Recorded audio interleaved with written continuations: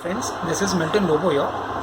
Firstly, I would like to thank my dearest friend Royce Barreto for giving me this opportunity to present before you all a very interesting topic, that is financial planning.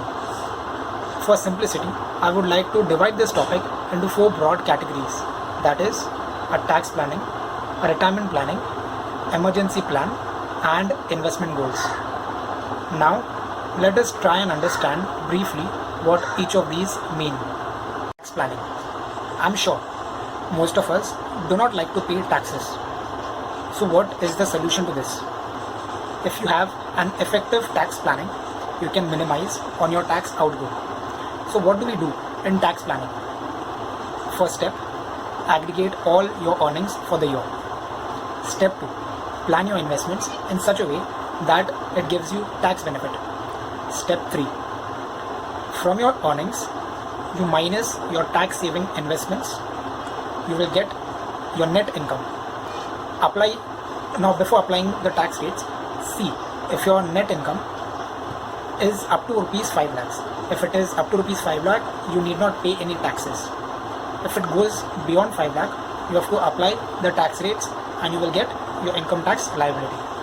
Now this was the old system or the existing system under income tax.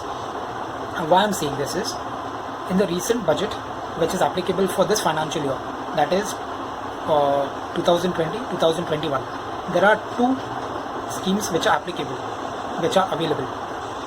One is the existing scheme which we have been used to, and the other is the new scheme.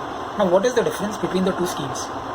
Under old schemes, you can avail of all your income tax benefits, whether it be a benefit related to your investments or benefits related to your income.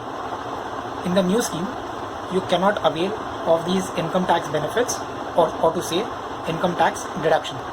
Whatever you earn, you straight away apply the income tax rates and compute your tax liability.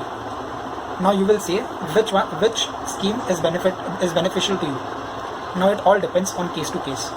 Suppose a person having no housing loan and no investments and earns beyond 10 lakhs, he will be better off opting for the new scheme.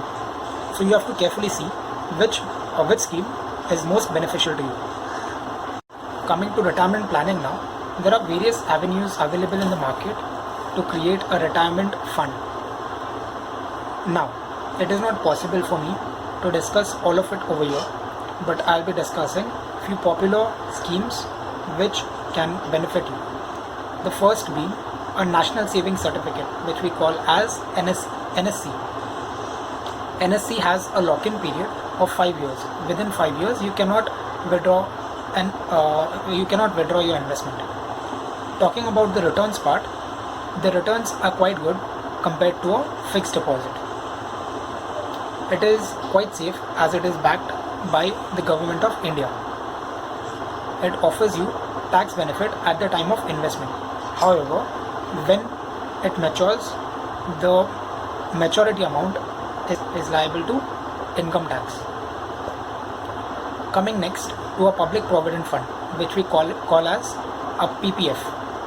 Now what is the difference between investing in NSC and PPF? When we invest in PPF, the interest which we earn on a public provident fund is totally tax free. Also, the maturity amount is also tax free. The tenure, that is the lock-in period in a PPF, is 15 years. You can avail loans against both NSC as well as PPF. The returns on PPF are compounded yearly. So the returns compared to an NSC are greater in a National Savings Certificate. Coming next to pension funds. Pension funds, there are two popular funds. That is a National Pension Scheme, and the second is Atal Pension Yojana. In Atal Pension Yojana, you pay a certain premium either monthly or quarterly or half yearly or yearly. At the time of your retirement, you will get the maturity value. Coming to a national pension scheme, same way, you keep investing in a national pension scheme. At the time of retirement, you can receive 60% as lump sum.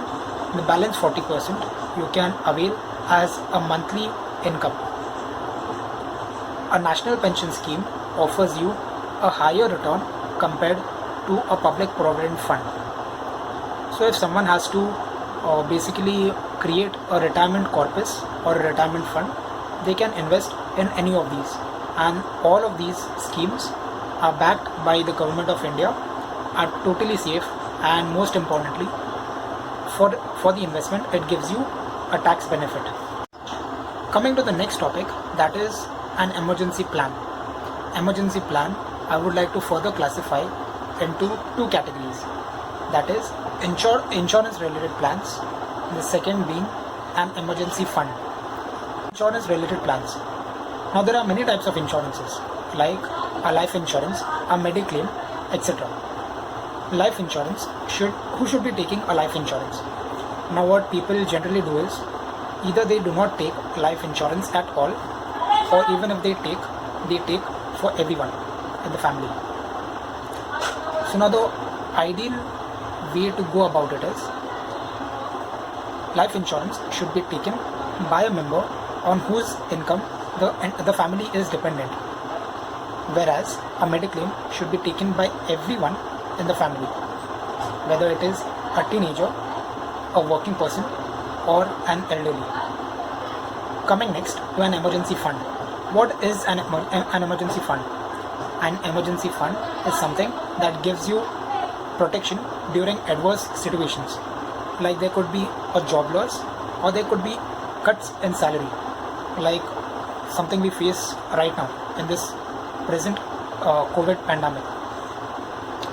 So how to create an emergency fund now?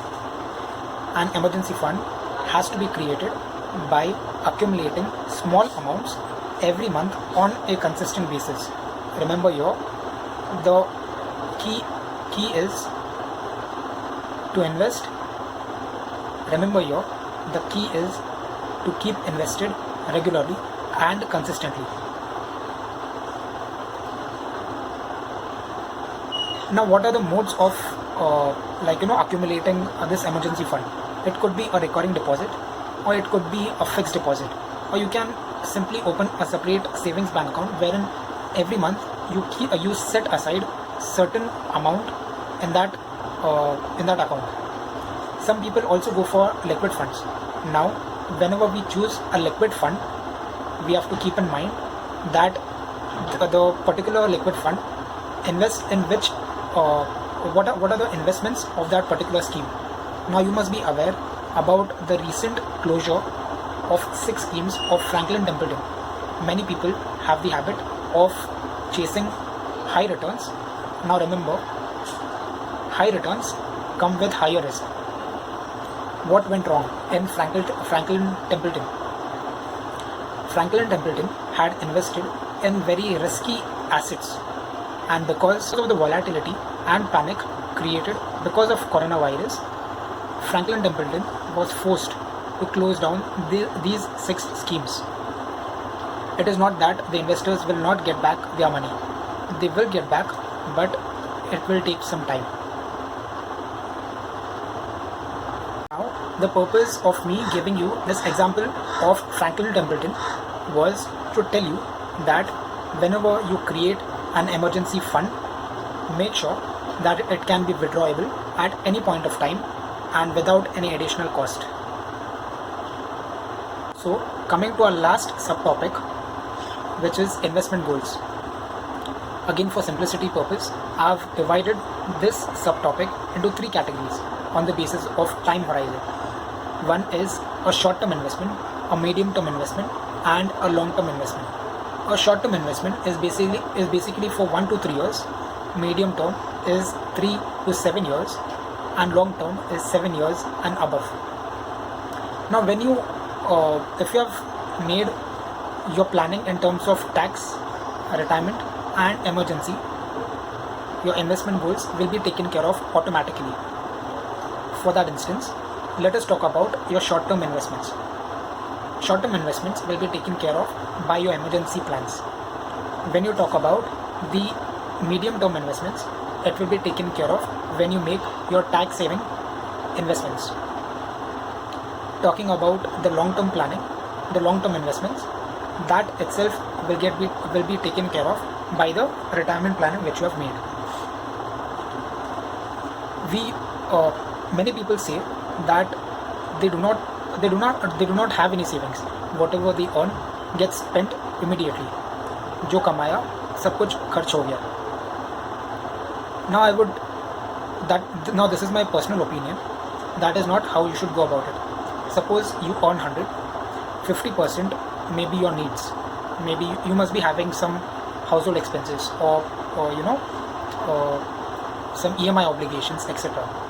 The balance 30% may be your desires. You may be wanting to go on for a shopping, or maybe watch a movie, or your personal requirements. Now the balance 20 or 30% you can save and invest. Now many people are interested in investing in mutual funds.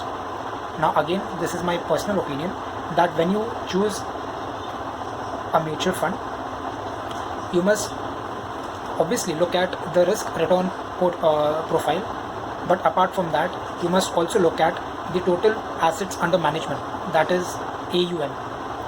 What is the benefit of comparing the AUM across all the mutual funds? The mutual fund which has the higher the AUM, the better it is. So in crisis like the COVID-19, etc., this fund will fare well against their peers. Friends, I hope you liked this video and it was helpful to you in some way or the other. I also hope that you all are safe indoors. This is Milton Lobo here, signing off. Thank you.